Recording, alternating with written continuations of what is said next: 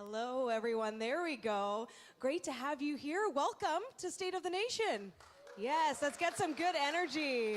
I love this. Thank you so much for coming out. We're so grateful that you're here.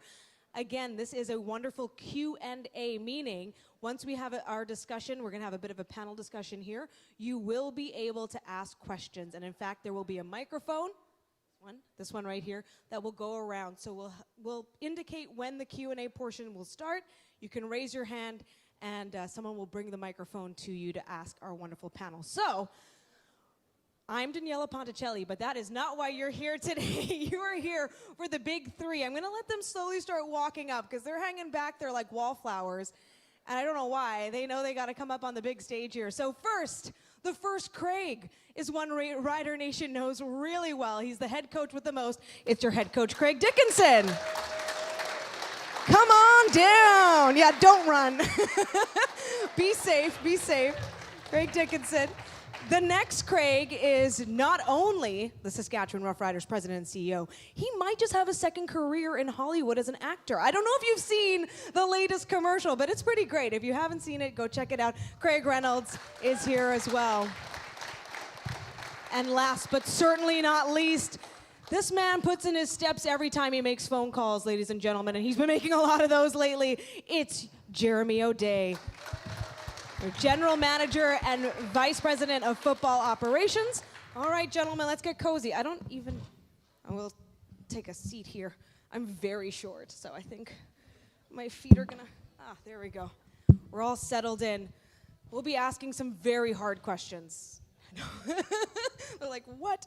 Actually, I mean, obviously we're here today because it's training camp and we're here to talk about the state of Rider Nation. And so let's start with a quick round from all three of you, who we can go from Craig Dickenson down to Jeremy O'Day. Speaking from your unique vantage points, what has been the highlight of training camp so far? I will start. Is the mic working? Yeah, okay. We can hear you.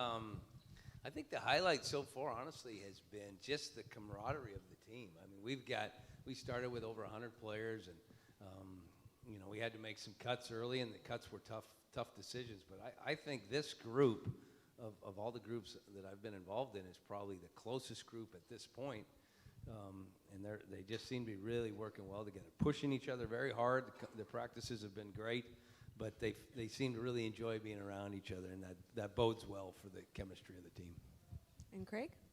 Honestly, the highlight is this, because I just got up here about 20 minutes ago, so so I'm really excited to be here. I had a bunch of things I had to deal with in Regina last week, so I'm going to be up here for a few days. So I'm looking forward to this, obviously this discussion with our fans, of course, and then getting out there and watching the guys, because I've been reading the Rob Vanstone reports every single day, like I'm sure a lot of you are.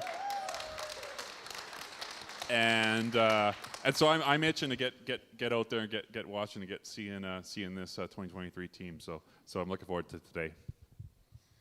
Yeah, for me the highlight is just the training camp and getting all the players finally in Saskatchewan, where you've spent all the off season trying to sign new players and sign free agents and getting them all under kind of one roof and bringing them to training camp. But also for me is to see our new coaches as well. We've hired some new coaches on our staff, and to get those guys in camp where they're actually introduced to our players and seeing that bonding that's going on. I think it's happening within our team and our players, but I think it's also happening within the staff. And just real excited about our staff this year of coaches, and to see how they all work together and communicate, and to see how they operate on the field. It's been a highlight for me. So we'll dive right into it then, Jeremy. You're talking about all the signings. How are you feeling about the depth of this group so far? Yeah, I think when you go into camp, what you're trying to accomplish is, obviously you sign some guys in free agency, and you're hoping that they're gonna play well for you. So you're anxious to see those guys that you've signed, but you're also really trying to find 4 or 5 new guys that are going to come and impact your team and to help out your team and to win football games. And so there's certain positions that we're obviously watching at. You always want to create competition in every position. That's the ultimate goal, is to push all the veterans as well. But really, when you come out of camp, there's going to be 4 or 5 or 6 guys that are going to come and hopefully impact your team in a positive way. So we've got some positions that are open for starting positions that we probably haven't in the past. So those are all good battles that are happening in camp, and it's just fun to watch. Well, I got to ask the follow-up, and this can be for you, Coach, as well. Can you just lay it out? What are those positions, especially as we gear up for this green and white game? Yeah, well, we definitely have a lot of competition at the O-line spot, and we've signed, I think, some really good offensive tackles the last, we've got 3 or 4 of them in camp that'll be new faces for you guys to see that are really good players. You'll see most of them with the first group, where they'll get the first 10 plays today, and then we'll probably have them off to the side. But offensive tackle is a key position for us this year. We've got a really good defensive line group, so you'll see some new faces out there. And then the running back spot. I mean, we've got 2 of the best in Frankie and Jamal, and you're going to see 3 guys behind them today that are really good also. So, like Jeremy said, we've got some positions on this team that are, we feel comfortable going into the season with, but we also, the few positions that we need to find guys are offensive tackle, we need to find another defensive lineman, and we got to figure out who our backup running back is. Can we also talk about QB2? Because I've heard that race is getting really, really tight. You got Shea Patterson, Mason Fine, and Jake Dolagala. Tell us what we're seeing so far. Yeah, that's going to be a tight one. Trevor is as good as we thought he would be, and maybe even a little better. He's really something else. Super mature guy, understands football. You don't have to tell him much. He's been out there and done such a good job with game management. You don't even have to tell him the situation. You just tell him, hey, there's a minute 30 on the clock, and he already knows what we're going to do. So he's been outstanding. But the other 3, it's wide open. We got Jake, and we got Mason Fine, and we got the young kid Shea Patterson, who's done an outstanding job. So the majority of reps today will be those 3 guys. The majority of reps in the first preseason game will be those 3 as well, because our starting quarterback, Mr. Harris, is having a baby, so he won't be there for the first one. So that's why he won't be there for the first one, but he will be there for the second. There you go. Yes, his 3rd child. He's very excited. Him and his wife are very excited about that. Craig Reynolds, just a quick change of pace. We will come back to all the gameplay stuff in just a moment, but fans, of course, have a very high expectation from Rider Nation, the players, the coaches, but also the game day experience, and I know that there's been a lot of work and effort put into that this season. What can fans expect? Yeah, I think that's what I'm most excited about for this year. Obviously, we've had some challenges with COVID and the pandemic, and then last year with the Grey Cup just took a lot of energy from the organization. So this year in the offseason, we were able to just really focus in on one thing, and that's the fans and the game day experience. So we're really excited about a lot of things. So we've looked at it from an affordability perspective, because we know that is a challenge nowadays as well. So we rescaled some of the stadiums. So we rescaled 9,000 seats, which resulted in essentially a price drop in 9,000 seats. So we hope that's helpful. I'm really excited about what we're doing on the concession side of things. So we're close to announcing a $5 menu at concessions. So every concession air is going to have a $5 item available for our fans. And then we just up the ante on the entertainment side. We've got more music and Party in the Park. We've got great bands and great artists like Kim Mitchell at the home opener. Really excited about that. And then we got some great themes this year too with Throwback Thursday. That's going to be a lot of fun. Obviously, Dad's Night Out, celebrating dads and all you can have a lot of fun with that with dad jokes and those types of things. So yeah, no, I'm really looking forward to the theme days and the entertainment value and then giveaways too. Like I should say that for Family Day we've got Gainer dolls being given out. So we're just really concentrating on giving back as much as we can through the game day experience. That's fantastic to hear. So much excitement on the horizon. So, Coach Dickenson, once again, I'm going to throw this to you. We've heard from a number of players this week about, we're really getting to understand the team culture and the tone that's being set. Tell us what that is. If you were inviting this whole group of people into your locker room, what would you be telling them? Sure. This is easy. I've done it so much already that this comes right off the top. What we really focused on this year and what we started rookie camp with is we wanted the guys to understand the tradition of the Saskatchewan Roughriders. So we put a Saskatchewan Roughrider Football Club logo and then the year 1910. And we explained a little bit about the tradition and history of this team. And then we talked about some of our core values. We believe in integrity and community and accountability and respect and excellence. And we talked a lot about that with the team. And then we also said, what does that look like? Because it's one thing to talk about core values, but what does that look like on your end? What does respect to the organization look like?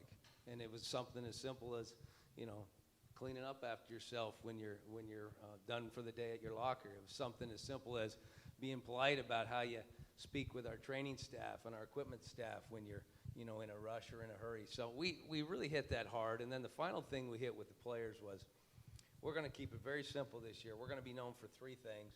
We're going to be smart football team, and that's football IQ. We're going to be less penalized in the league. I talked about the goal is to be the least penalized team in the league, and I'm going to make it my personal mandate to make that happen. Wish me luck on that, by the way. Wish me luck on that, but I've already started. So we want to be high football IQ, one. We want to be a physical team, and the physical element includes the effort level, and it has to be to our standard, and our standard will be defined and reinforced as we watch film with them. And then the third thing is together, and that's it. Smart, physical, together. Those three things, and our guys are getting it, but there'll be as you all know from raising families, there'll be some moments where we're tested, but we're going to hold true to those values, and I think it's going to pay off. I did want to ask then on the accountability front, you touched on it, but the expectation when it comes to accountability for actions on and off the field, can you just lay that out right now? Sure.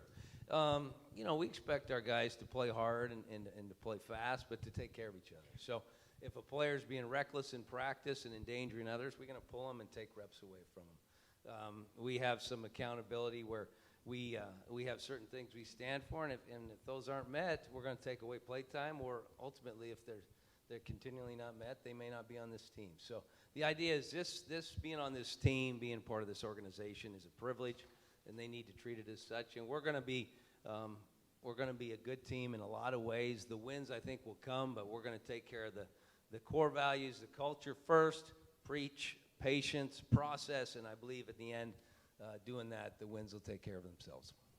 So I'm going to throw this one to Jeremy now. Rider Camp is known for all the players gelling, getting to know each other, bonding a bit better. But what about the staff? I mean, you brought in, as you mentioned off the top, some new people, some people who are familiar to the organization but new to a role. How is everyone getting along? Well, they've been great so far.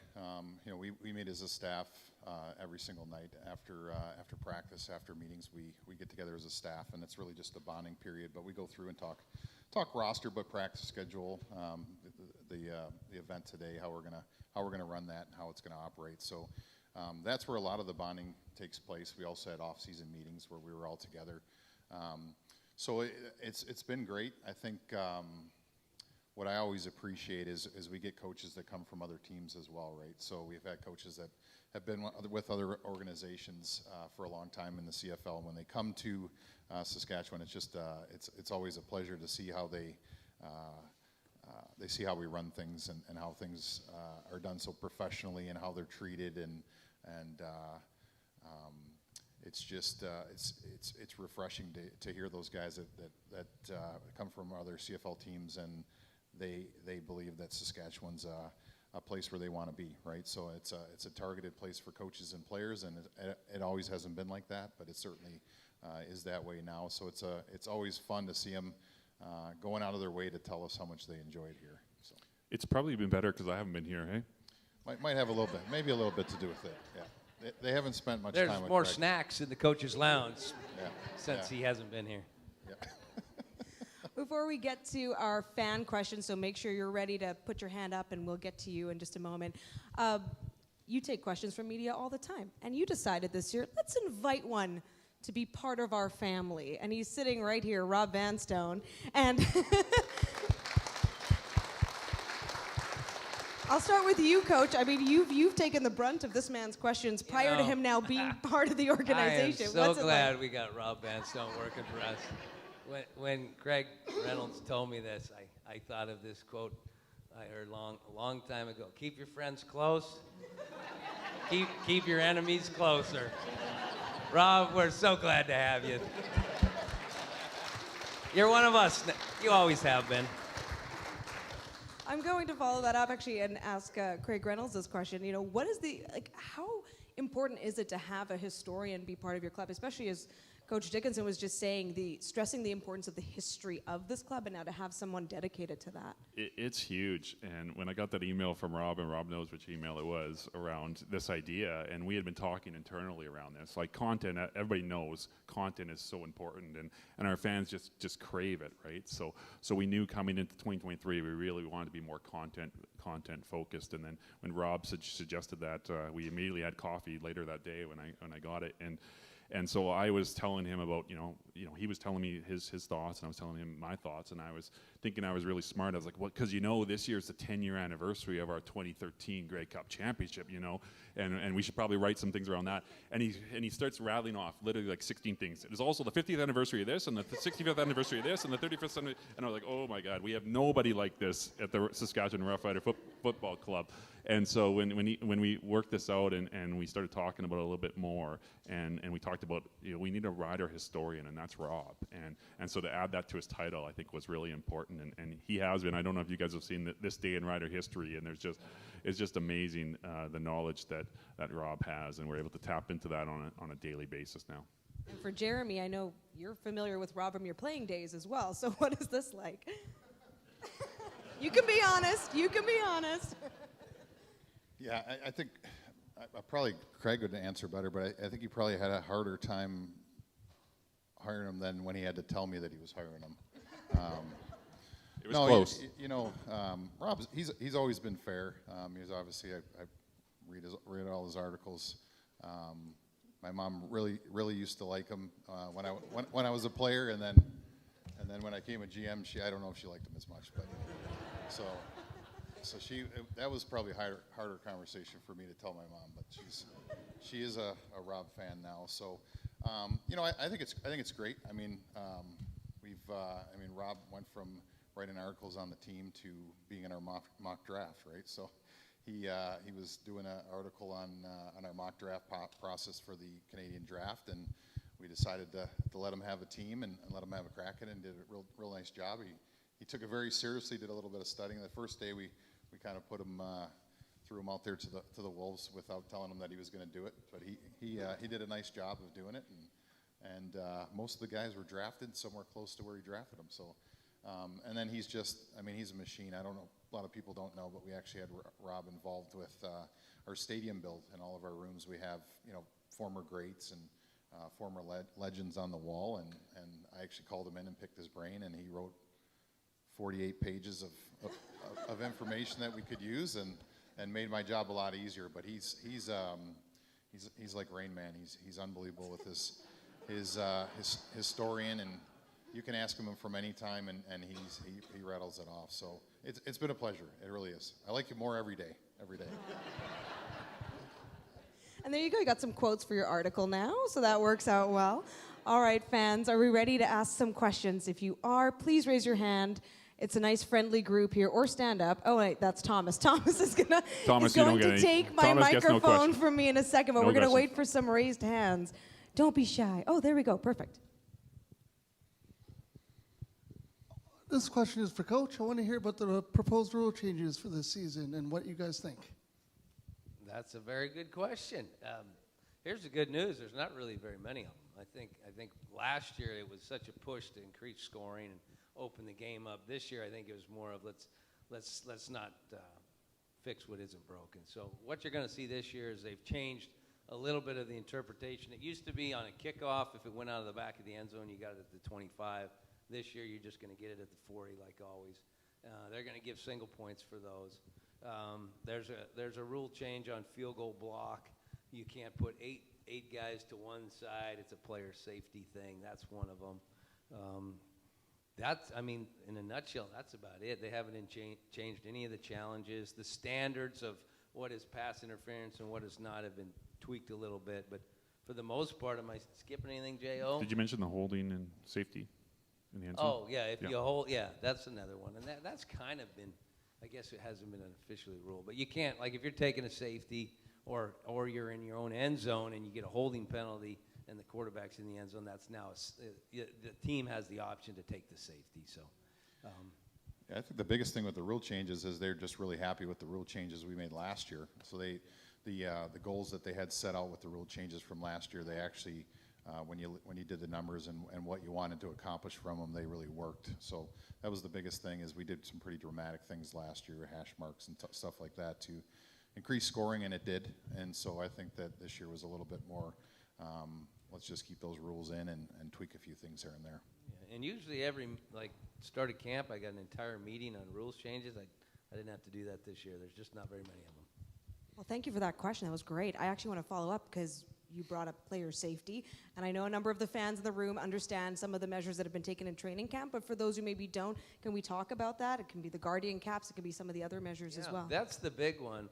Is you'll notice our guys today, they're out there with these caps on their head. It looks like a balloon or Giant afro. Yeah, Afro. yes. It's a strange looking thing, but I think it's great, and every team has them. It's mandated by the league. So the offensive line and the defensive line have them. The linebackers and the running backs have them, and it's just designed to prevent. It's the continual hitting of the heads that they're worried about, and it really does limit the contact on those. I think I read somewhere it reduces by 20% the amount of compression when they hit the helmet. So you'll see that. We gave the guys the day off 2 or 3 days ago when the smoke got bad. We went inside. We're hopeful that we're going to be able to go today. It sounds like we are, but we're doing everything we can to take care of the players, because one of the first things we told the players when we met with them is, you guys matter, and you matter a lot, because we're not here without you. But with great power comes great responsibility, so we put a lot on them as well that they got to live up to. Jeremy, did you want to piggyback on that at all? No, I think the rule changes, the measures that we're taking for player safety are great.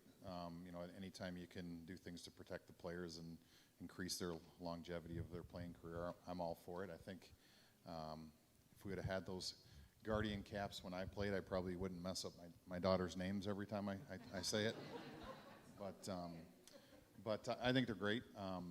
There's some really good analytics and studies behind the safety that they provide. I think I read one that the NFL had a reduction in concussions by about 50% in training camp by wearing the caps. So I'm all for it. They look a little different, but I think you just get used to them. And if that's what we need to do to protect the players, then I'm all for it. And that will also be at practice during the season too, right? Yeah, so what we have to do is anytime we're wearing pads, so our shoulder pads, you have to wear the Guardian caps. So if we had a practice where we weren't wearing shoulder pads, you don't have to wear them because there's not going to be the contact that you would get with pads.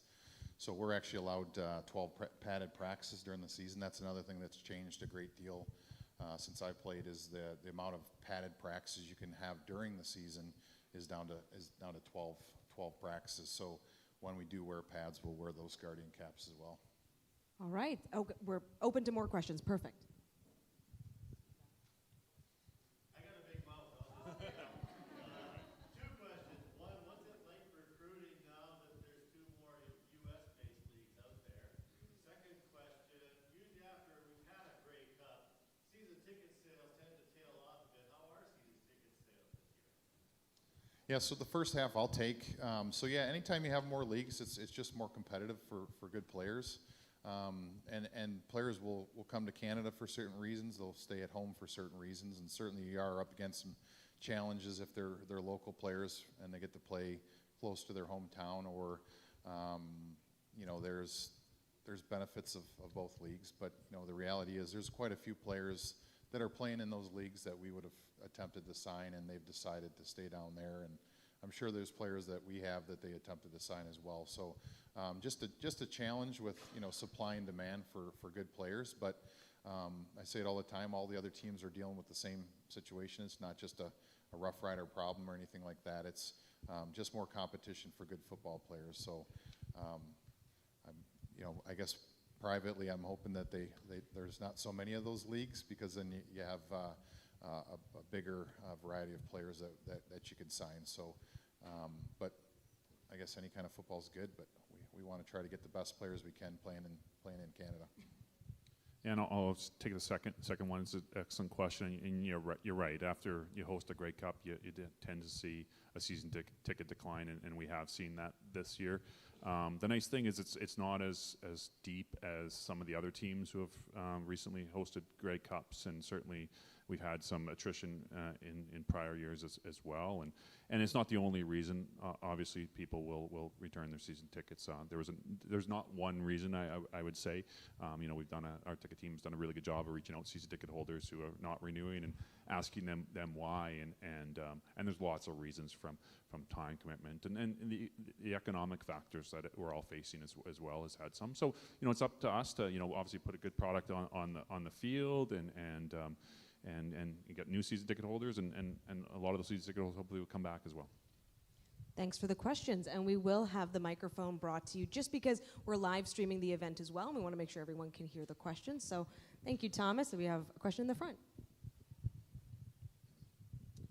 Thanks again for coming to Saskatoon for training camp. It's very much appreciated.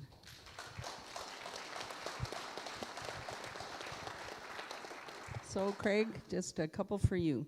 Can you talk a little bit about the stability of the other CFL teams and how they're doing with their season ticket sales maybe? Because if we don't have other teams, we don't have a league.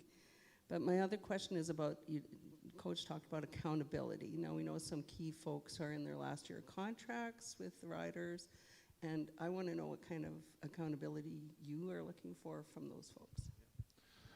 I think in terms of the league, I think the league's in really good shape from an ownership perspective. I think we're all dealing with a lot of the challenges that you see not just in our league, but in entertainment and professional sports across the world. And I think there was this belief when COVID sort of ended, if it has ended, that everything would just go back to normal.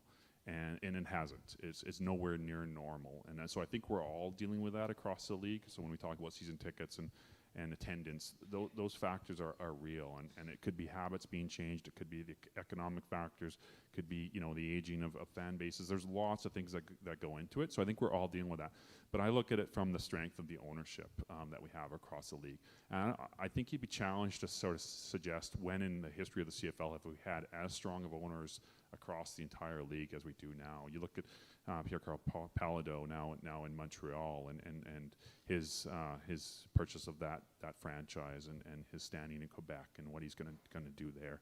And then obviously Lamar Doman's doing great things in BC and really across the board. So I think the strength of the league is always dictated by the strength of the ownership, and I think we've got outstanding owners as well.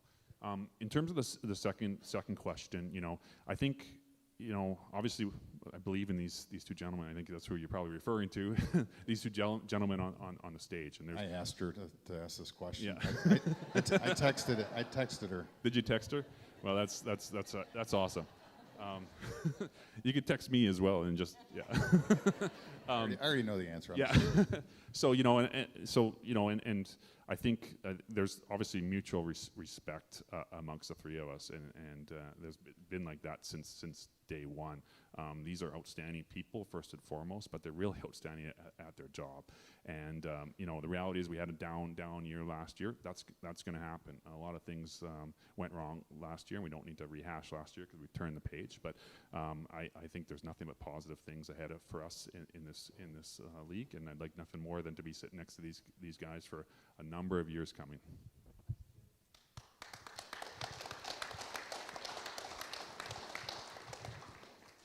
Hi there. I just wanted to put a question well, it's not so much a question, it's a statement for all three of you. And I wanted to commend you for all that you've done in the off season. There's been a lot of heat from the middle of last season on, really, on the senior leadership. And a lot of it not founded, it says fans, but those are sort of not fans, whatever. But, a lot of us do see the work that you're doing on a regular basis. And I haven't heard any complaints from Jeremy in the media. I haven't heard anybody whining about things. And then we look at what's going on in training camp, and you've got all this talent that's there, and you're doing such a great job across the board in spite of what you've been getting on your shoulders lately. So I wanted to thank you very much for all that. Tom, just for a second, thank you so much for that. And, other thing I just want to commend these guys for, because I think part of what I've been really proud of as in my role in the organization is how much we've given back to the community this offseason. And that's That's attributable to these guys, right? The type of players they're bringing in that understand what it means to be a rider, want to be out in the community, and just how supportive they are of that mandate is to get our guys out in the community, and how important that is to give back. So credit goes to these guys.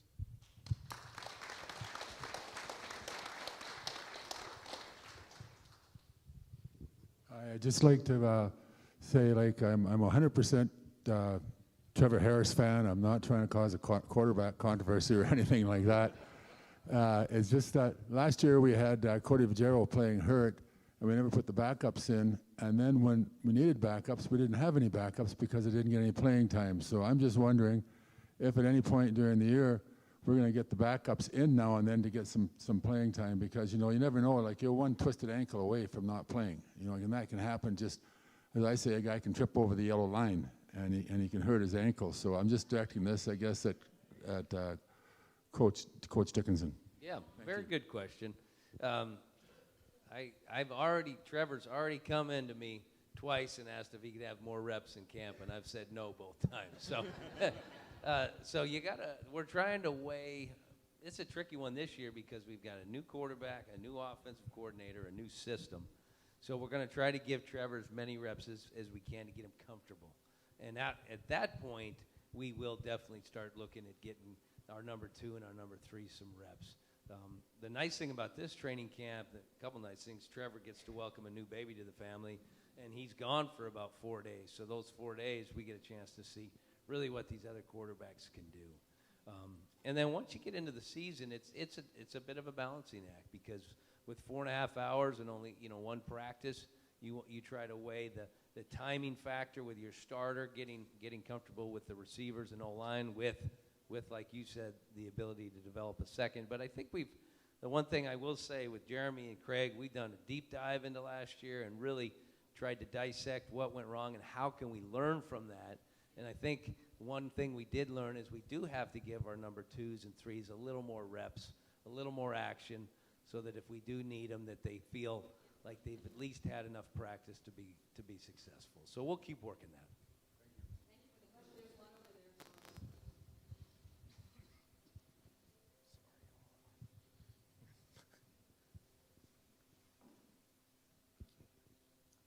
This is for Coach. Do you think with the backup quarterback or the quarterback spot, what matters more, the short yards or making all the throws? That's a good question. You look familiar. I think you were at this last year, or I've seen her before. I've seen a lot of folks here before, so it's good to see you. I think for your starter, we want number 1, a poised quarterback who can make the throws. I think if you had to ask me ideally you want a guy that can do all of it, but I think that would be priority 1. We do have the ability to dress a third quarterback this year who can be our short yardage, change of pace quarterback, and I think you'll see a couple guys out there that are candidates for that.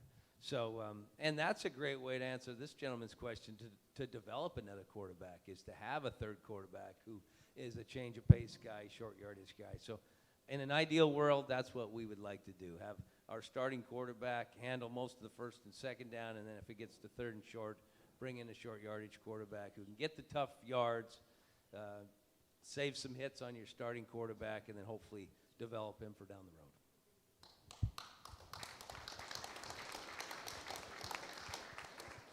road. Last year, there was brought into the league, I think was supposed to, right here, start for this year, where imports, if they were around for more than 3 years, would be not counted, or however that worked. And I think that's a great idea for fan engagement. Where is that right now? Is it going to happen this year? It's not exactly to the extent that you said that the Americans or the imports would switch over to nationals or anything like that. But what they did do is they actually changed a little bit of the ratio, the balance of Canadian national players that you have to have on the field at all times. And there's a little bit of a twist to that. I'll try to explain it as best I can, because it will be a little complicated to figure out. But so when we go into a game, we have to have 7 Canadian starters. And so those 7 Canadians could be divided out however you want. So you could have let's just say for this, there's 5 on offense and 2 on defense. With one of those Canadian players on each side of the ball, you can actually rotate what's called a nationalized American in for them for up to 49% of the plays. So essentially what you can do is, let's say on offense we're starting 2 Canadian receivers, and let's say we have, not that you guys would give the opponents any of our game plan here, but let's say if we have Mario Alfred and we want to get him involved in the offense a little bit, you can actually sub that player in for him for a certain amount of plays. So it allows you a little bit more flexibility with the roster. As far as the Americans becoming Canadians, that's not something that's in the CBA, but there is a little bit more flexibility in what we can do on the roster with some of those designated imports.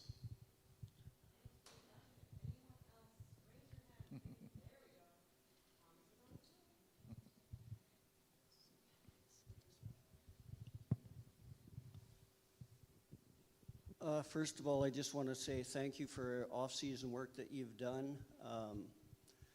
Also, with it being a community-owned team, basically, we understand we're not going to win the Grey Cup. Every team wants to win the Grey Cup every year, but as long as what I'm looking for is to be competitive. Last year, all the excitement, it didn't seem exciting. And you did exactly what you needed to do in the off-season. New coaches, new players, everything like that gives us hope again. So I'm hoping now we'll see a lot of season ticket sales because of that. And I guess my question that I would have is to Jeremy is basically you're going to see different cuts at the end here from all teams, and how much are you going to be looking at those to maybe improve your team in some way as well, because good players make good coaches. Did you ask him this? You asked him to ask that question? Thanks, Bill. Appreciate you. I hope Yeah, that's you know, your we always what we do. We've already had two kind of rounds of cuts. So after every time we cut, it's a crazy day for the personnel guys of going through all the cuts and making sure that we don't have anyone that was released from another team that we feel can come in and make us a better team. So we do that every year. We can see what we do is we kind of break down the positions amongst the personnel guys, and everyone takes different positions, and they study every player that was released from every team in those positions, so that we have kind of a Rolodex of players, and we kind of rank them and grade them of where we see them fitting. So will we be active in that? It just depends on what players are released. I think you can see, you know, even now when a veteran player gets released, the teams will sometimes sign them real quick. And so every time there's a transaction or someone's released, we always look at that player to see if he's going to help improve our team. So the answer is yes, we do that. Whether we'll do that and find a couple players after cuts, it's just a matter of if you think those cuts are better than the guys that made your team, which is the $1 million question, right? Yeah, I hope we don't have to, just to piggyback on what Jeremy said, I hope we don't have to sign a lot of those guys, because it means we like who we have. Now, every team has depth at different spots, so if there's an area on our team where we're not as deep as we'd wished, and we get a guy injured or two that, you know, we may have to sign somebody. But our hope is we come out of camp with our team and feel real good, not only about the guys that made the team, but the depth we have also. That's the goal. And vice versa. We feel like we've got some positions that when we have to make those tough decisions, we feel like that other teams will have interest in them as well. So with those types of players, hopefully they go out and play real well in the preseason, and you're just, you know, you're blessed with a lot of depth in that position that you got to make change on, and that's at that point you would also look on possibly making a trade if you have someone that's done really well.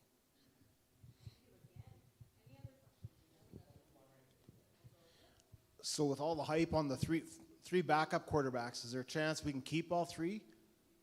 Like, well, I mean, we're keeping Harris, of course. I meant the other three.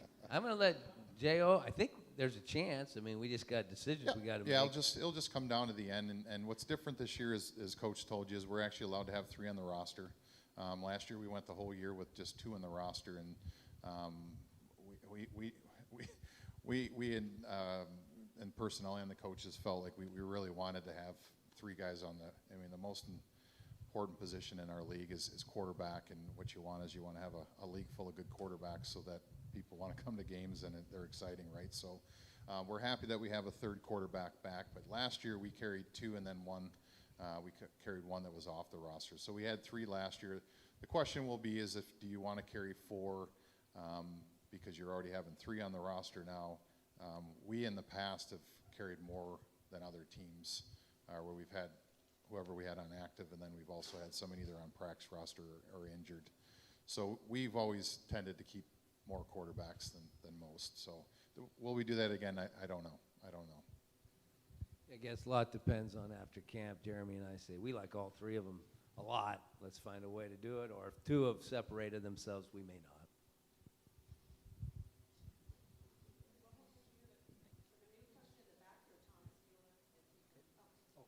Sorry. I was actually going to talk to you, Danielle, and thank you very much for last year. That was a tough year for you to be doing that post-game show every night. But she deserves. Way to go. She deserves a medal. She really does. She does. You got us home to Saskatoon after all the games, so thank you. Thank you very much. And I also just want to mention, I know in this room we've got a lot of Rough Rider alumni, so you're talking about the history. We even have a 1966 Grey Cup champ in the room over there with Wayne Shaw. So I'm wondering if the alumni could just stand up and let us thank you. Oh, they went outside. Well, there's Wayne anyway.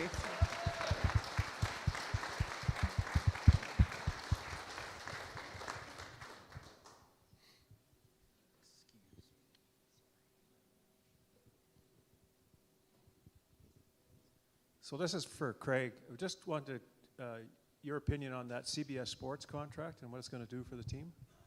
Yeah, it's really exciting. It really is, and just a bit of background. Like that came directly through the league's partnership with Genius. Well, not directly, but through the relationships that they have as an organization. And in fact, their board chair was a 30-year executive with Turner Sports, so knows everybody in the U.S. broadcasting business, and so that came directly through those relationships. And I think Randy and the team did a really good job of talking to CBS about the value of the league. From their perspective, it filled a really nice space for them prior to the start of U.S. college football and the NFL. So most of their games in the summer, and then the reality is the financials on that were pretty strong for 34 games, and then it allows us to do the other product which we just announced, which was CFL Plus, which allows us to stream the rest of the games into the U.S. market and get some data and hopefully grow some fandom with some reach through that strategy. So it's been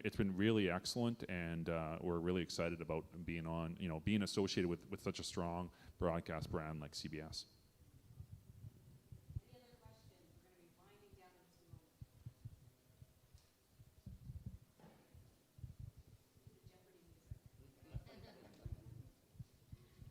We got to work on Thomas's 40 time is what we got to do. I also want to thank you guys for all the work that you do to bring such a great team to our province. I'm just wondering about, are you doing any new jerseys or new jersey styles this year? Anything like that? I'm looking at Anthony. He's just giving me death stares of what to say and what not to say.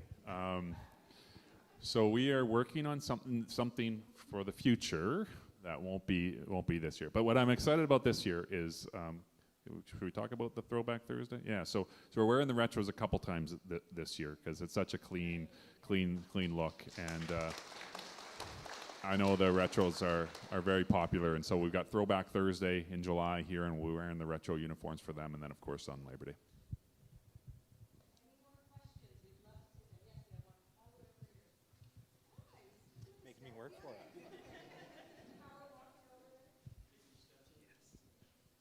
This question is for President Craig. So we've already seen the wildfire smoke impacting training camp, and it unfortunately sounds like we might be dealing with this all summer. So I'm just wondering if you got any contingency plans in case a smoke situation would impact the home game and cause a cancellation or postponement or something.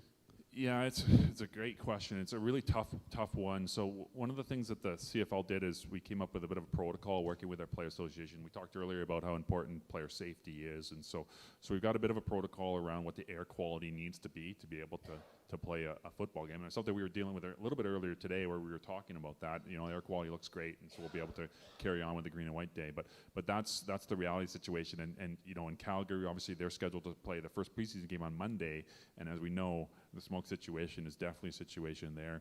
So it's one of those things that unfortunately you can't have too much planning around, because you just need to really wait and hope. You know, now obviously if it's something where the forecast tells you that it's, you know, socked in and you can't deal with it, well then that's something else. But generally what happens is it's kind of almost a game time decision. So it's really unfortunate. And then sometimes the air quality can change so quickly, like it did here. Like it was reading an 8 or something, and now it's like a 5. And so you might be able to just wait, and the temperature changes or something changes, and you're able to go ahead with the game. But it's one of those unfortunate situations where you can't really plan too far ahead. You just kind of got to deal with it when it comes.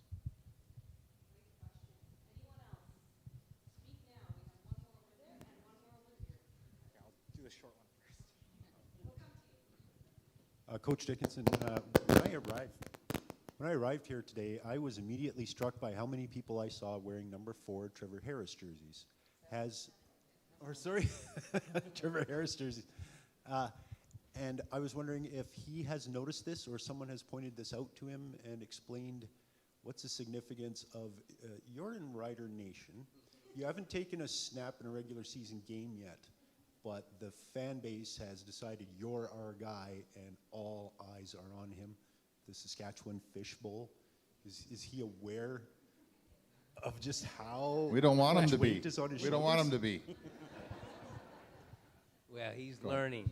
He's learning. He, when we signed him and brought him in, I think he was blown away with number one, the facilities that we're fortunate enough to work in, and then number two, just the enthusiasm that Rider Nation has for football. So, and I think he's embraced it fully. I mean, he's a guy that understands you only get to play so many years in this wonderful game, and he's going to take every opportunity he can and make the most of it. So I think he gets it. I think it's going to be there'll be some aha moments where he's like, oh, this is what they mean when they say you live in Rider Nation. But I think he understands, and I think he relishes it and embraces it. I think you're going to see a guy who enjoys the attention, who enjoys interacting with the fans, and really kind of embraces the pressure and responsibility that comes with being the face of the franchise and the quarterback of the Saskatchewan Roughriders. So far, so good. And our final question is over there. Thank you for everyone who's asked some great questions so far. Yeah, I just wanted to ask about the receiving core. I mean, we lost so many guys from last year, but we've also gained so many new faces. We got Walker, Bain, Winnicky, Breskison, and then we also have the hope of maybe we can see Picton and Emilis take another step. And I just want to know, what are your thoughts on the receiving core? Do you think we can see? I mean, of course, it's lots of new faces, but could we see them maybe make another big step for a lot of guys? Yeah, I'll answer that. It's a good group. You're right. I mean, it's a really good group, and it's probably hopefully today you'll get a chance to see some of them out there. We're going to hold Winnicky back today. He's got a little soreness, unfortunately, and we're not going to push him. But you'll see some of the new faces out there, and I think you'll be impressed with the skill set of some of these receivers we have. It's probably the toughest position in training camp to fill, because they run so much. You're really just trying to keep them healthy as best you can. But I think you're going to see some new faces and maybe some old faces like Breskison that when he came in, he's a big dude. He's even better than I thought when I remembered him, and he was really darn good back then too. So we expect to put a good bunch of receivers around Trevor, because he's a good quarterback. He throws the heck out of the ball, and you're going to see some new faces and some old faces. Picton has had a nice camp so far. So has Samuel Emilis. So it's a good bunch, and I think you'll be impressed with the receiving core. I really do. Schaefer Baker, we expect him, I don't know, around Labor Day, maybe a little sooner. But he'll be back. You'll see him out there before the season's over. And every report I've got on his rehabilitation is he's ahead of schedule and doing really well. That's going to be a question we ask you multiple times throughout the season. I'm ready. Yeah, we need the updates. Thank you to everyone, by the way, for being here today, for your great questions. I love it. We really spanned so much of Rider Nation. And again, thank you to our fantastic panel, everyone. Craig Dickenson, Craig Reynolds, and Jeremy O'Day. Let's give them a round of applause one more time. Appreciate it so much. It was so great to chat with you. I want to add one thing. We appreciate you guys coming out. It's just a great group. The three of us here, we worked really hard this off season, and you have my word. You're going to have a team out there you're going to be proud of this year. This team's going to be smart. We're going to play physical, and we're going to play together, and you're going to be proud of what you see. So thanks for coming out.